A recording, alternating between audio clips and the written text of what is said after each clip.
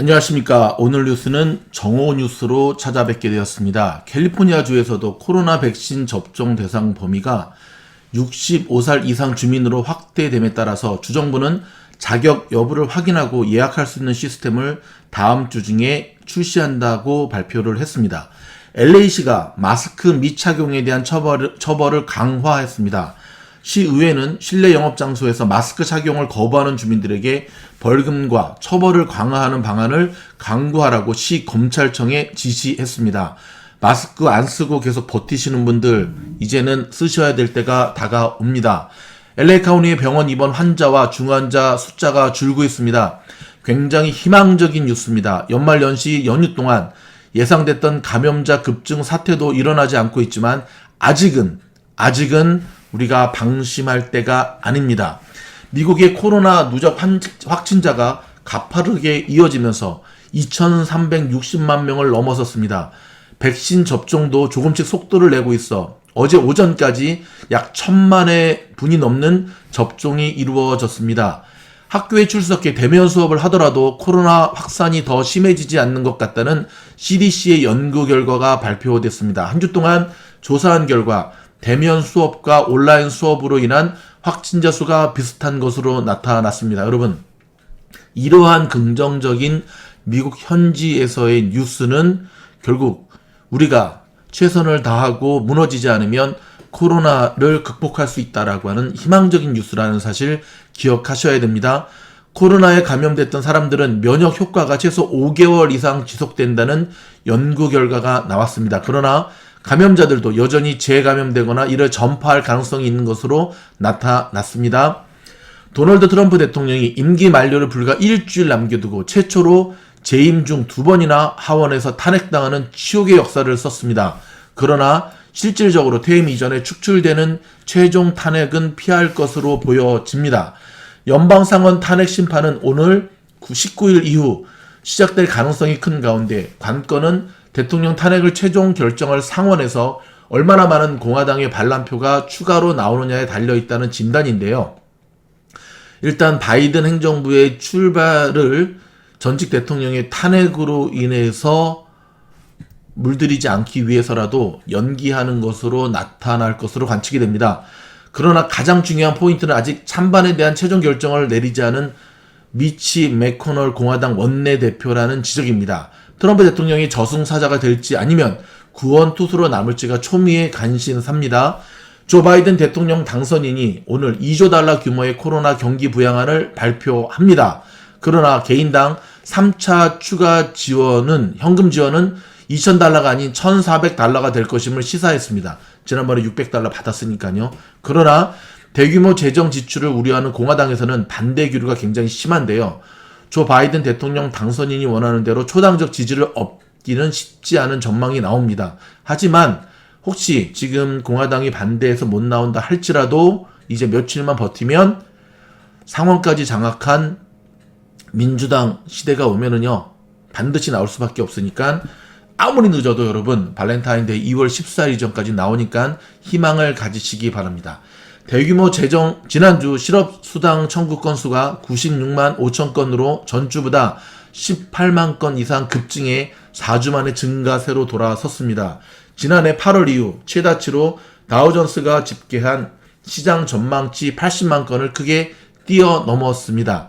조 바이든 대통령 당선인이 이끌 초기 내각 강요들에 대한 인중 청문회가 내일부터 시작되는데요. 내일 첫날에는 에브릴 헤인즈 국가정보국 DNI 국장 지명자를 시작으로 본격화되게 됩니다.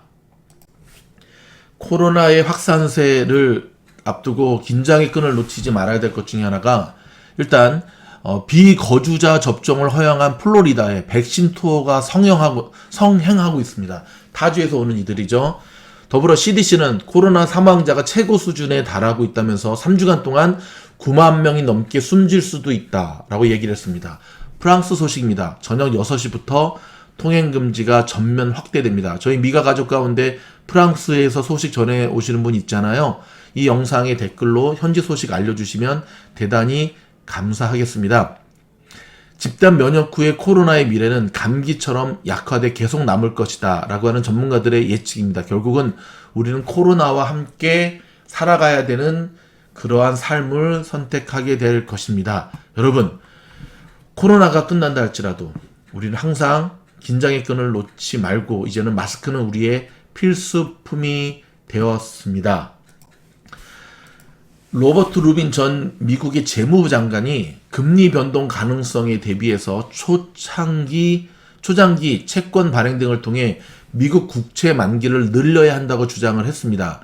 자, 블룸버그 통신에 따르면 루빈 전 장관은 조지프 스티글리치 미 컬럼비아대 교수, 자산운용자 라자드 그룹 최고 경영자인 피터 오제그 등과 함께 피터슨 국제경제연구소에 공동으로 기고한 글에서 이처럼 주장했고요.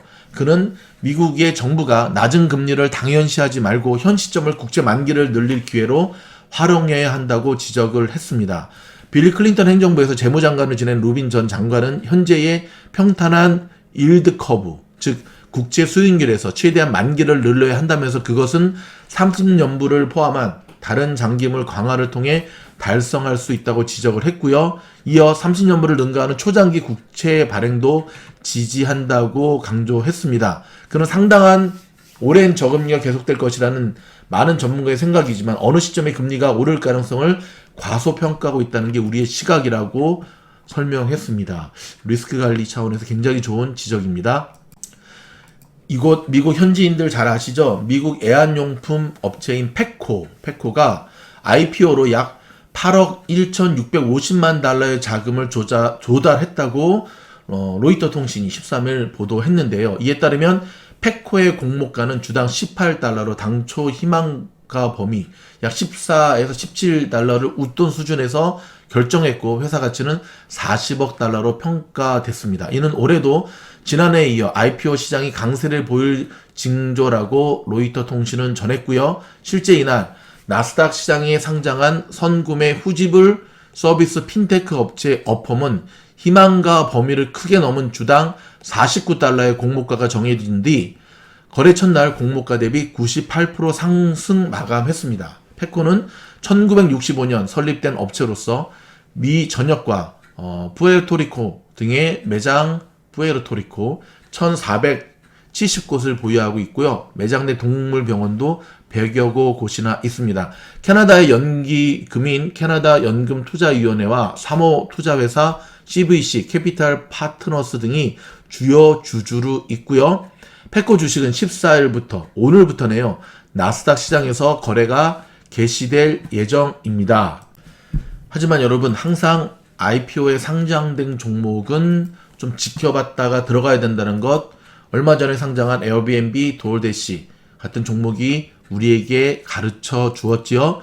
자, 미국의 항공청장이 도널드 트럼프 대통령 지지자들의 기내 소란 행위에 대한 비판 여론이 고조되고 있는 가운데 당분간 기내의 무질서 행위에 대해서는 무관용 원칙을 적용하기로 했습니다.